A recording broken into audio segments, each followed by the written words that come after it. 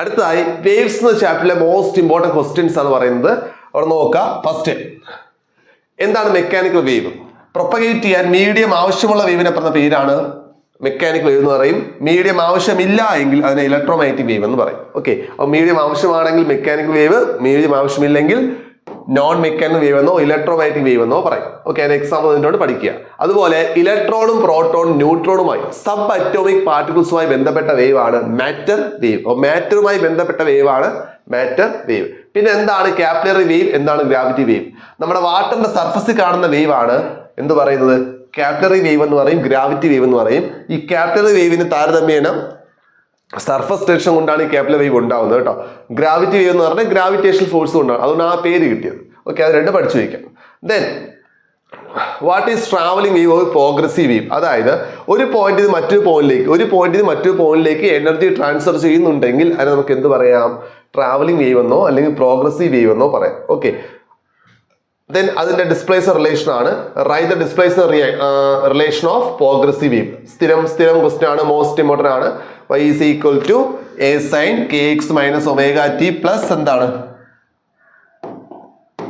ഇവിടെ മൈനസും വരാം പ്ലസും വരാം. ഓക്കെ, അപ്പം y is equal to a sin kx plus or minus omega t plus 5. എപ്പോഴാണ് മൈനസ് വരുന്നത്, എപ്പോഴാണ് പ്ലസ് വരുന്നത്? നമ്മൾ പോകുന്നത് പോസിറ്റീവ് എക്സ് ഡയറക്ഷൻ ആണെങ്കിൽ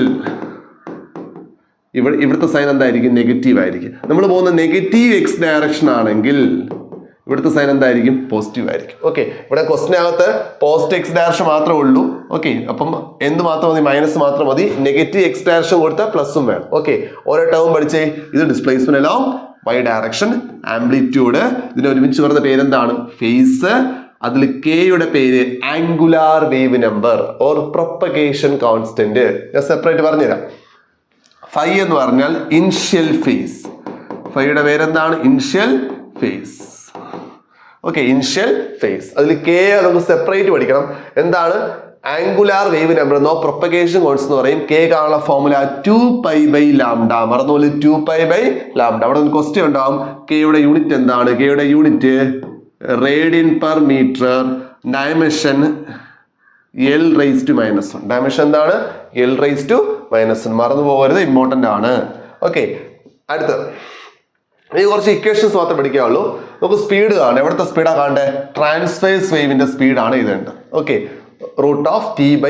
ടി എന്ന് പറഞ്ഞാൽ ടെൻഷൻ, മ്യൂ എന്ന് പറഞ്ഞാൽ linear density, mass by length. ഞാൻ പ്രോബ്ലത്തിനകത്ത് പറഞ്ഞിട്ടുണ്ടായിരുന്നു. ഓക്കെ, അടുത്ത് നമുക്ക് അതിന്റെ speed of longitudinal wave in ഫ്ലൂയിഡിൽ ലോഞ്ച് വേവ് എഴുതണം. V = √B/ρ. ബി എന്ന് പറഞ്ഞാൽ ബൾക്ക് മോളസ്, റോ എന്ന് പറഞ്ഞാൽ ഡെൻസിറ്റി. ഓക്കെ, നെക്സ്റ്റ് അടുത്ത എന്താണ്? വീണ്ടും സ്പീഡാണ്, ലോഞ്ചിറ്റ്യൂഡ് വേവ് ആണ്, പക്ഷെ സോളിഡ് ആണ്. പക്ഷെ എന്താണ്? നേരത്തെ ഫ്ലൂയിഡ്, ഇപ്പൊ എന്താണ്? സോളിഡ്. Same formula. നേരത്തെ ബൾക്ക് മോളസ് മാറ്റി ഇവിടെ എന്ത് കൊടുക്കുക? യങ്സ് മോഡുലസ് കൊടുക്കുക. √y/ρ. വൈയുടെ പേരെന്താണ്? Young's modulus. ഓക്കെ, ചെറിയ മാറ്റം വരുത്തിയാൽ മതി.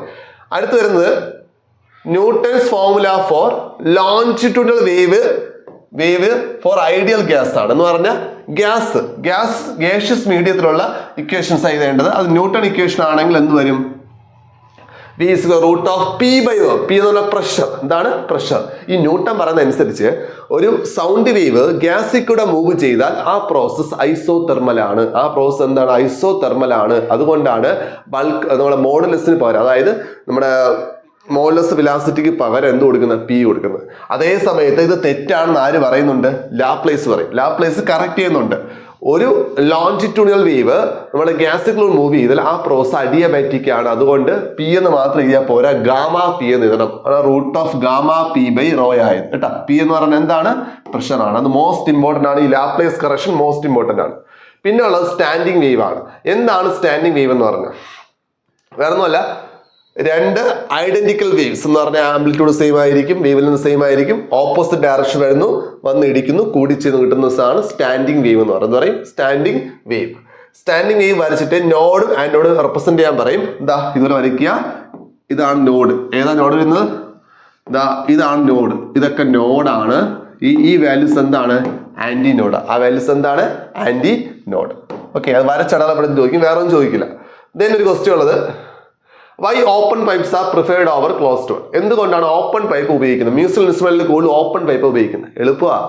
ഓപ്പൺ പൈപ്പിൽ എല്ലാ ഹാർമോണിക്സും ഉണ്ട്, ക്ലോസ്ഡ് പൈപ്പിൽ ഓഡ് ഹാർമോണിക്സ് മാത്രമേ ഉള്ളൂ. അതാണ് റീസൺ. ഓക്കെ, അത് ഓർത്തിരിക്കുക. ലാസ്റ്റ് വേവ്സിലെ ലാസ്റ്റ് ക്വസ്റ്റൻ എന്ന് പറഞ്ഞാൽ ബീറ്റ്സ് ആണ്. ബീറ്റ്സ് എന്ന് പറഞ്ഞാൽ രണ്ട് വേവ്സ്, അവന്റെ പ്രത്യേകത ആംപ്ലിറ്റ്യൂഡ് നിയർലി ഈക്വൽ ആയിരിക്കും, പക്ഷെ ഫ്രീക്വൻസിയിൽ ചെറിയൊരു വ്യത്യാസം ഉണ്ടാവും. ഇവർ കൂടി ചേർന്നാൽ നമുക്ക് കിട്ടുന്നത് ഓൾട്ടർനേറ്റ് ആയിട്ട് ഇന്റൻസിറ്റി കൂടിയതും കുറഞ്ഞതുമായ വേവ് കിട്ടും. അതിനെ പറഞ്ഞ പേരാണ് ബീറ്റ്സ് എന്ന് പറയുന്നത്. എന്ത് പറയും? ബീറ്റ്സ്. അപ്പൊ ഇത്രയാണ് വേവ്സിലെ തിയറി ബേസ്ഡ് ക്വസ്റ്റ്യൻസ് എന്ന് പറഞ്ഞാൽ. ഇത്രയും കൃത്യമായിട്ട് നോക്കിയിട്ട് പോകണം, അത്രയ്ക്ക് ഇമ്പോർട്ടൻ്റ് ആണ്. ഓക്കെ.